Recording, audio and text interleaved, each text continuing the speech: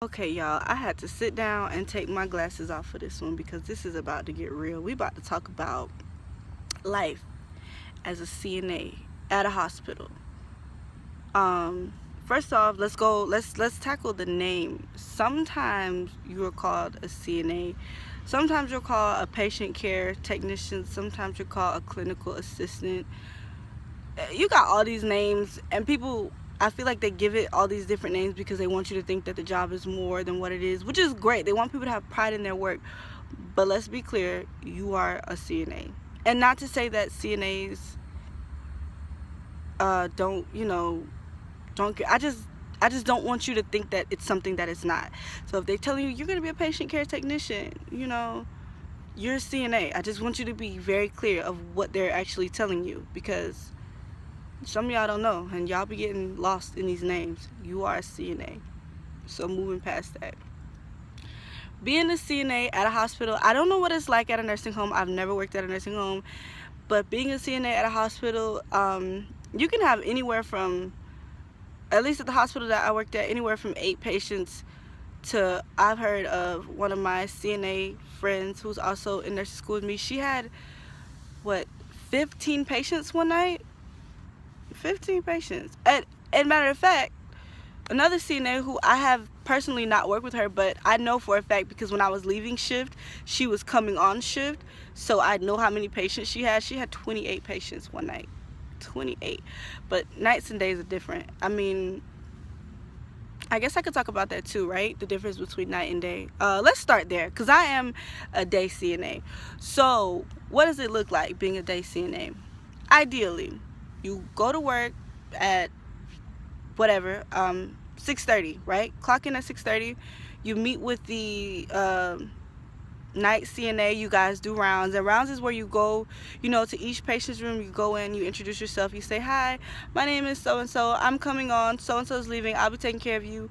Boom. And at that time you can update the board while you're in there, or you can just wait and do it all at once. I was the type to just wait and do it all at once. And so the CNA gives you a report on the patient. They tell you, how the patient gets around. Can they walk? Are they one assist? Are they, assist with walker? Are they standby assist? Do they use Foley? Are they on a bedpan? Do they use commode? Things like that. Basically things that you need to know to do your job, because God forbid, you go and a patient who cannot walk. And this is the thing about some of these patients. These medications have them a little not there, and they will tell you, they will say, no, I can walk, I want to walk, get me up, I want to walk, I want to go to the bathroom. And if you knew, you don't know any better, you're like, okay, you stand them up, boy, they unsteady and they fall flat on their face, you got a problem. So you get report, and then you go back and you update the boards. After that, breakfast is served. At least at the hospital I worked at, breakfast is served around like 8:15ish. So you want to get the patients up and clean. You want to do their oral care, peri-care, all of that. Give them a bath before breakfast. Get them up, clean, fresh. Put a new gown on them if necessary before breakfast. Boom. After that, you, at least at the hospital that I work at, the CNAs, we chart. I'm not sure about other places, but you chart what you do, because if you don't chart it, you didn't do it. Simple as that. And it's great because you learn that as a nurse too. You get used to it. You don't chart it, you didn't do it. It is what it is. Somebody look back at it and they're like, oh, why didn't you do X, Y, and Z on, sorry y'all, I'm outside, all these bugs everywhere. Why didn't you do X, Y, and Z on this patient? You're like, I did it. And it's like, you didn't chart it. Oh, but no, I did it. Oh, no, you didn't. So let's just avoid that. Chart. Okay, boom. You chart your safety, which is like, you reposition the patient and all of that. You did your oral care, all of that. Boom. Patients having breakfast. On my floor, I don't know if it's like this on every floor, but on my floor, you write down the percentage of the breakfast that they had. So like, patient had 20% of the breakfast, blah, blah, blah, whatever. These bugs, y'all, they won't even let me sit up here and talk to y'all. This don't make no sense. I'm sorry. I'm getting so distracted. But yeah, so you do that, and then on my floor, every odd hour, every odd hour were the CNA hours where we go and we do rounds. Every even hour was when the nurses would go and do rounds. And it seems like it should go by smoothly. You know, you do your 11 o'clock vitals and your blood sugars, and then you do, as a CNA, you do your 3 o'clock vitals and your blood sugars, and then, you know, you do your 5 o'clock, which is your dinner, and you clean the room, and you get it set up for the next patient. It seems like a walk in the park. It seems like everything is spelled out for you, which it is, but it never goes by that smoothly. And the reason it does not go by smoothly is because while you going from room to room, trust me, it is a patient somewhere out on that floor that is calling you for something that's going to take you 1,000,000 years to do. Okay, patient that's 300 pounds wants to be bathed. And no shade to anyone who's overweight, but the thing is, the heavier a patient is, the longer it's going to take, because it requires more people, so you have to wait for the people to be available. And then and another thing with that, don't try to be super CNA and deal with it on your own. Don't do that, because you will throw your back out and you will end your nursing career or whatever medical career you want to go to. You will end it before it starts. Don't injure yourself. And lift the beds all the way up. I know they go up real slow and you feel like, but I could just, you know, roll it over to that side, change the sheets, roll it back over, take the old sheets off of it. I could just do it. Yes, but raise that bed, okay? You do not want to do that to yourself. I'm telling you, because you may not feel it like right away, but by the end of the shift, when you walk into your car or you get in your bed and you finally like, you know, and you feel that in your lower back, you like, oof, that hurt. You know what I'm saying? So raise the beds and get help. Okay, I'm way off track.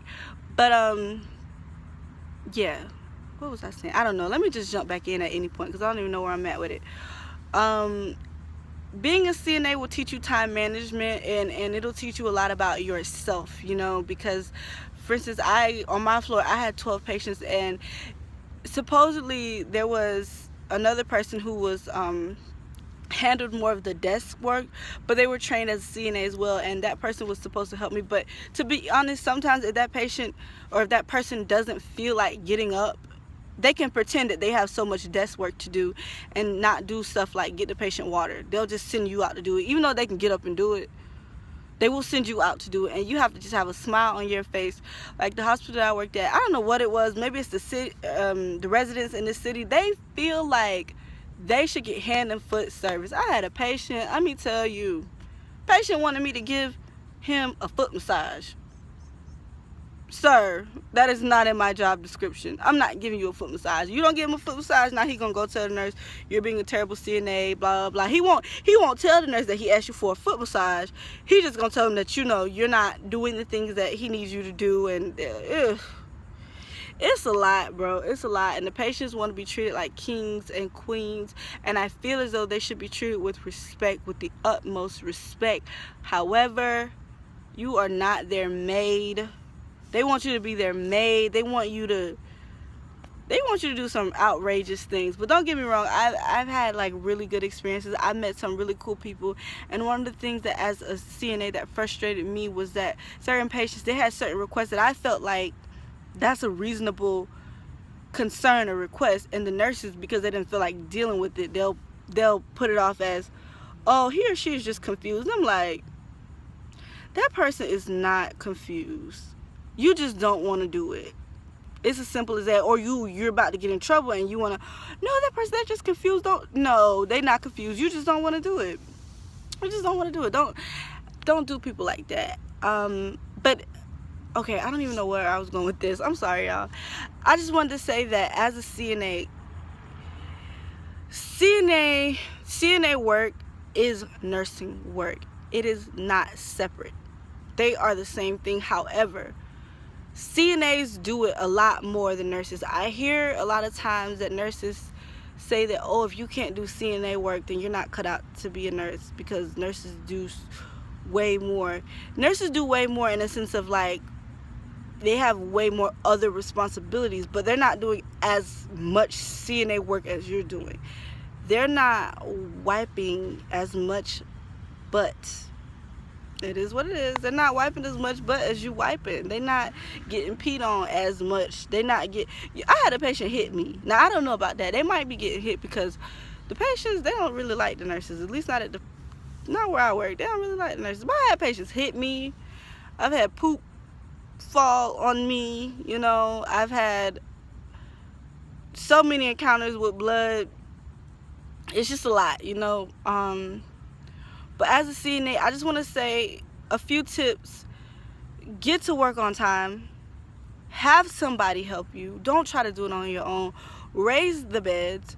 Wear long sleeve, because believe it or not, you might be in the patient room and it will freak you out, like especially if you're new and you haven't, like, you know, had too much like contact precautions. You may not experience that a lot at clinicals, because when you're at clinicals, you know, there's a certain, they assign you to a nurse, you know, whatever. You might not experience a lot of stuff, but when you're in the hospital and you're constantly around contact precaution, eventually you're gonna start freaking out. You're gonna be like, oh my gosh, did that touch my skin? Oh, I want to go dip my whole body in bleach, like, which is really unnecessary, but that's how you'll feel. So wear your long sleeve so it's not touching your skin. Wear you some shoes that you can wipe off.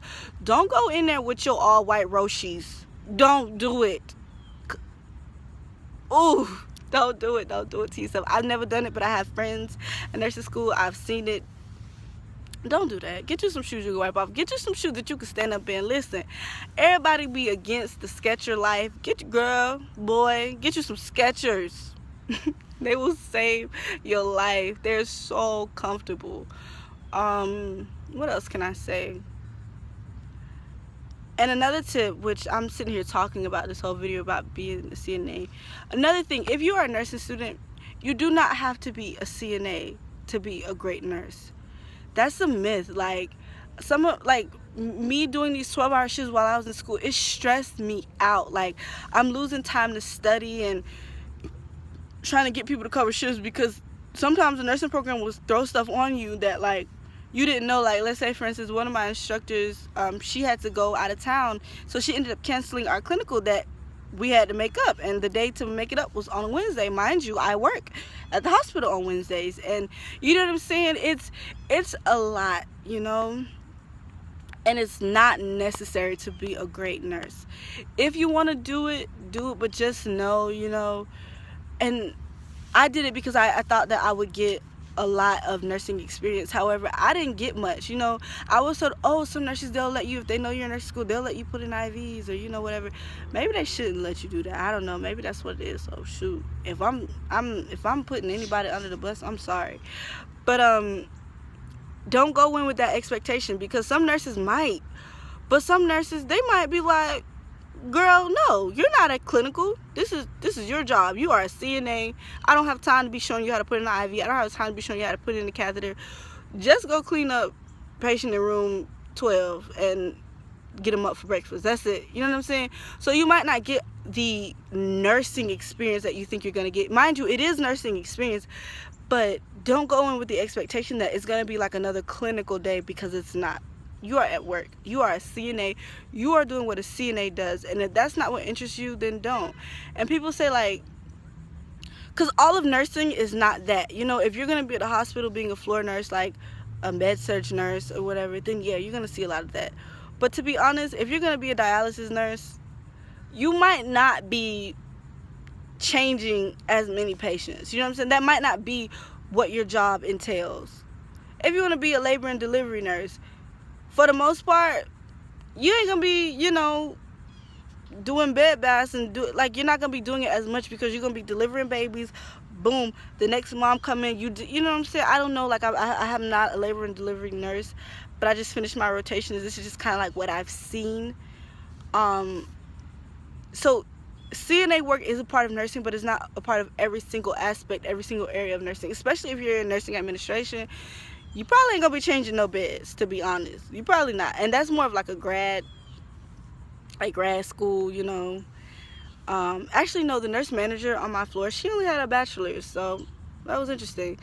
But yeah, so I say all that just to say, if you're gonna be a CNA, look into it. Really know what you're getting into, you know, really fully understand, because you could take the position and it's not necessarily something that you want to do as far as nursing is concerned, and it'll make you hate the whole field.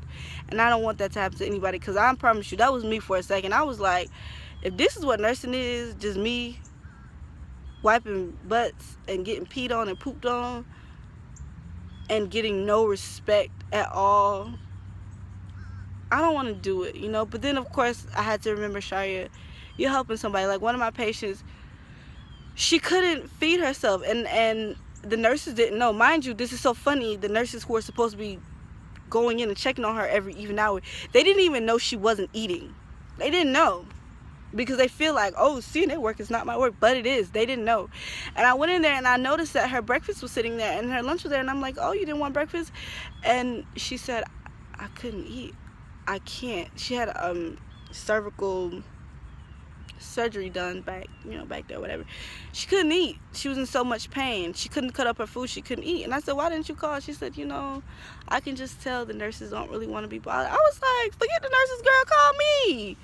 I'll come in. So, girl, listen, I'm going to come in here. I'm going to sit up with you. I'm going to feed you. We're going to laugh. We're going to have us a good time. You want to bathe? I'm going to bathe you. Girl, what's up? Let's do it. And that's what made me love CNA, when I had to not focus on how the nurses, in my opinion, weren't really doing their job, but more so focusing on the patient and me helping them. Then I fell in love with it. This video is so long. I'm going to end it. I'll make a part 2 if anybody's interested in a part 2. But yeah, let me just reiterate, being a CNA is not what you think it is. It's everything and more. It's good, it's bad, it's stressful, it's wonderful. It's, sorry y'all, I'm not like, I don't talk like this. It's just bugs. I don't think the camera's picking it up. The bugs are everywhere. By the time I get it from out of here, I might have to bathe in some calamine lotion. I'm gonna be bit up. This is just crazy. Yeah, anyway, yeah, so I'm stuck. Nursing school, CNA, what was I saying? I don't know. Let me just end it. All right, y'all, I might do a part 2. I don't know. If nobody watches this but my best friend, because I'm gonna tell her that I posted this. Hey friend, watch it to the end, because I know you ain't watching to the end if you ain't hear me say hey friend. And you know what?